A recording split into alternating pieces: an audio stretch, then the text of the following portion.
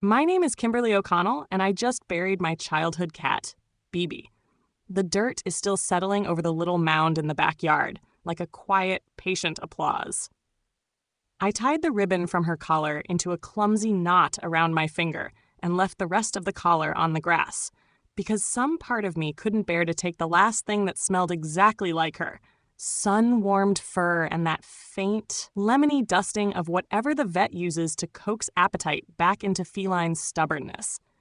Bebe was a weird, magnificent little contradiction, a Russian blue and tabby mix, which made her look like someone had carefully brushed moonlight through a tiger stripe. When she purred, she sounded like an old engine coaxed into life. When she hunted, she was all ballet and intent. If you asked me to describe her in one image, it would be her sprawled across the spine of my homework. Green eyes half closed, like she was personally supervising my academic ruin with benevolence. I grew up with her. She was in every photograph where I didn't want to be the only thing in the frame. She was on the couch in every memory that still smells like home. She was there the night I learned that words could break you. She curled into the crook of my neck and refused to let grief have the whole room. She stole socks, warped the rhythm of my sleep, and judged my choice in romantic partners with a look that said, in no uncertain terms, try harder. The first time I saw her, she was a scruffy, folded thing, smaller than my hands. I was a little girl then, convinced the world had been made for secret treasures and cookie crumbs. My parents carried her in from the cold like they were bringing in something soft and dangerously important. I remember the immediacy of it. The way the light through the kitchen window made her fur look like someone had dusted it with ash from a fairy tale. I remember whispering the name before anyone else had a chance to propose a different one. Bebe. It sounded right. It still sounds right. There are ordinary memories that loom large because they braided themselves into the small rituals of life. The way she would jump into the bathtub with me the first week of summer, and then retreat with wet paws that left little cat-sized signatures on the bath mat.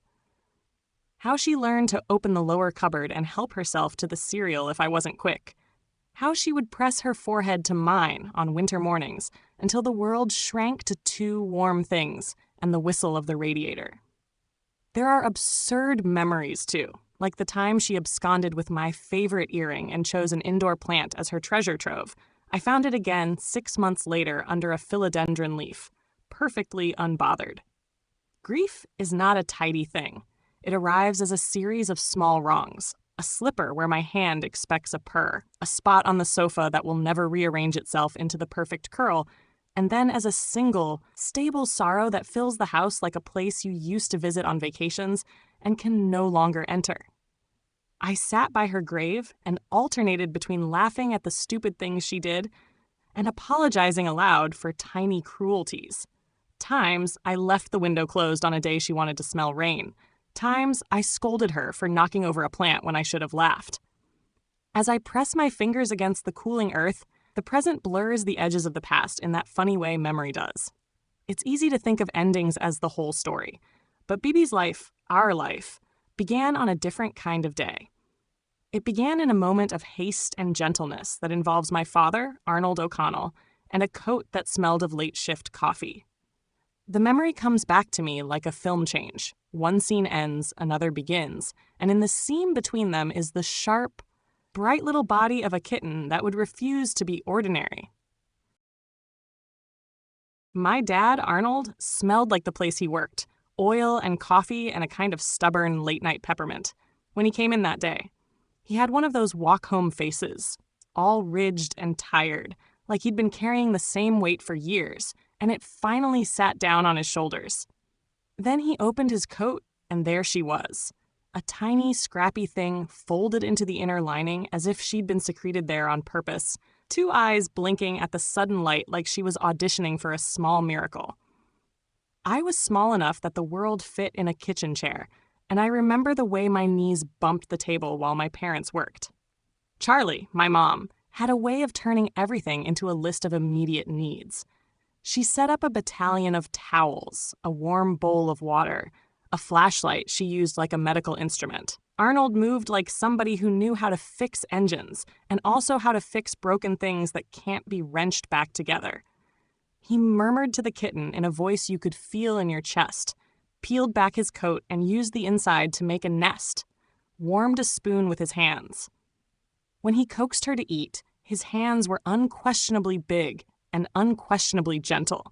They were focused in a way that felt important and a little frightening. There was no room for theatrics. No, this was the kind of emergency that required inventory, triage, and a sort of private concentration. Charlie checked for wounds, counted breaths, improvised a syringe from a needleless syringe and a rubber tube to feed the kitten, while Arnold called the vet like a hostage negotiator. He promised me treats if I held still. I fumbled and held a towel around the kitten because being allowed to be useful felt like an honor. I remember looking at her up close, how the gray wasn't uniform but threaded with something warmer, how her tiny ears had faint stripes along the edges, and how her eyes were the green of pennies refashioned as jewels. She fit across my palm like a coin and felt like a vote in the small election that would decide her survival. I was the kind of kid who took names seriously. Naming felt like a contract. I suggested Bebe because the sound of it was small and quick, and both my parents laughed and nodded like they'd been waiting for permission to be soft.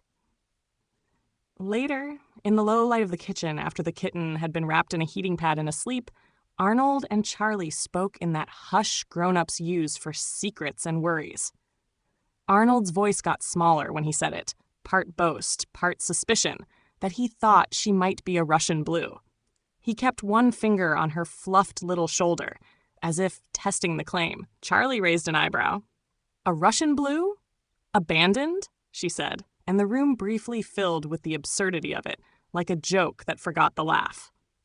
But Arnold wouldn't let go of the idea. He kept turning the possibility over in his mouth, the way someone does when they find a coin and aren't sure whether it's valuable or cursed. Russian blues are the kind of cats with pedigrees and price tags and people who trim them like collectibles. For one to be left on the side of a road didn't add up. He said quietly and almost to himself, "It's strange. Either someone couldn't take care of her, or someone wanted to get rid of her because she wasn't perfect." I remember feeling both proud and indignant on behalf of our new little wreck of a kitten. My father, who could be blunt enough to peel paint off a fence, had fallen into this tiny, ferocious protectiveness. My mother, who had the patience of someone who'd read the back of cereal boxes for years for fun, started making notes.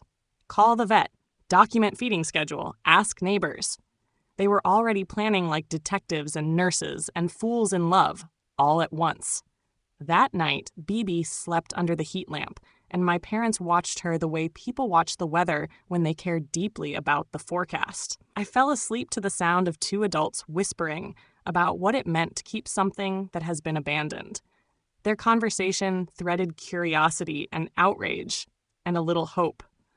Arnold kept saying the same word with a stubborn little pride, Russian blue. It was a seed of a thought that would grow in him into an obsession. Why would a breeder abandon a cat that looked like that? Why would anyone give up something rare? When I woke in the gray of morning, Bebe had curled tighter, as if consolidating her claim on the world.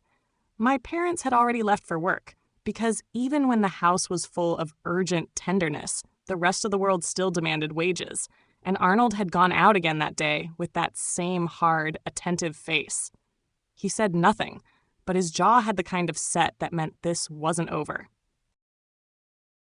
Arnold turned into the kind of man you don't notice until he decides to be loud enough to be seen.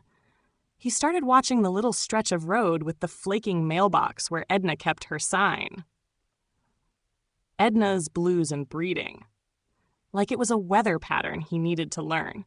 He'd go early, pretending to check the oil in his truck, linger longer than seemed polite, and make notes in that ledger he kept for everything from household repairs to the birthdays of neighbors' dogs. He called it being thorough. I called it detective work with a thermos. Edna wasn't hard to spot once you knew what to look for. Her yard was always neat in a way that felt practiced. Flower beds, a white picket fence, a little bench with a cushion faded perfectly by the sun. She had a van with a logo and a phone number that looked like it belonged on a glossy postcard. From the curb, she smiled at people the way someone smiles when they're used to being photographed. From the shadows of her garage, she cats in rows of cages like porcelain on display. That tidy postcard life was the kind that somehow made cruelty taste like a lie wrapped in ribbon. One humid afternoon, Arnold saw something happen that pushed the sting of suspicion into a knife of certainty. He was parked 3 houses down, pretending to tighten a bolt or invent an errand, my father's specialty, when Edna came out swinging a broom. She was shouting. The voice that carries over a fence in suburbs is the one that gets remembered. A tabby, young, thin, and terrified, dashed around a hydrangea and Edna chased it, the broom arcing where a hand should have been. She didn't look like a woman who had misjudged the broom's purpose. She moved with that practiced efficiency of someone who'd taught herself she had the right to make small beings obey. Arnold didn't argue or shout. He walked over like he was settling something that had been left unsigned. He stepped between the broom and the cat and put his hands on the handle as if it were a tool that needed a second opinion. Edna's face tightened, something between outrage and the defensive posture of someone who's been caught doing what they'd convinced themselves was necessary. "That's my cat," she snapped, which is the kind of sentence that sounds wrong when you're standing between a broom and an animal. She said it like ownership is a shield that can silence questions. "Not when you're hitting it," Arnold said. He kept his voice even but not friendly. He asked what she was doing, and she said, without shame, that the cat was a nuisance, that breeders couldn't afford the trouble of mongrels, that sometimes nature had to be instructed. The words were performative, practical cruelty dressed up as business speak. He saw the same logic in the ledger of her van as he would see in the paperwork for a machine, efficiency over mercy. He did what a man who fixed engines and lives would do. He documented. He took pictures with his phone. He wrote down the time, and he sat on his hands until he could call animal control without heat making him do anything stupid. He brought the details to the vet across town who'd already patched up more than one of our neighborhood's casualties. He left the table of the vet's office with a folded bit of paper that felt like a warrant, a report number, instructions, a promise that someone would look into it. I watched my father approach the situation like a patient architect, make the foundation solid, then let the law do the rest of the building. There was a small, sharp theater to what followed. Neighbors who had thought of Edna as a harmless local business began to whisper. Someone posted a blurred photo on a neighborhood app, and people swapped messages with the kind of moral speed that a suburban gossip network has always had. Animal control came, took statements, and inspected Edna's property. I'm not going to pretend it was a courtroom drama with a heroic verdict. Real life does not always stage clean endings. But there were consequences. Fines, a warning on her license, and a mandatory inspection schedule. Edna closed up the garage for a while and started answering the door less. Arnold's conclusion about Bebe settled into the house like a new piece of furniture. She hadn't been a lucky accident. She had been deliberate collateral. He said it quietly at the dinner table, no triumph in his voice, only an anger that tastes clean. She was probably abandoned because she was mixed, he said. If someone breeds for pure Russian blues, a tabby stripe is a mistake on the ledger. To Edna, Bebe wasn't valuable. It was the kind of cruelty that makes you understand how some people think of living things as inventory, useful or not, priced or disposable. That idea, someone calling their own animals inventory and tossing out the ones that don't read like the catalog, made me furious in a new way. Not just at Edna, but at a whole logic that allows perfection to be more forgivable than mercy. It also made me grateful for parents who would bend the rules of the world for something that doesn't have a price tag, for people who would take an abandoned, odd little kitten and make a home of themselves for her. Arnold didn't stop at reporting. He kept watching. He kept scooping up stray stories and stray animals like he was collecting proof that kindness was not obsolete.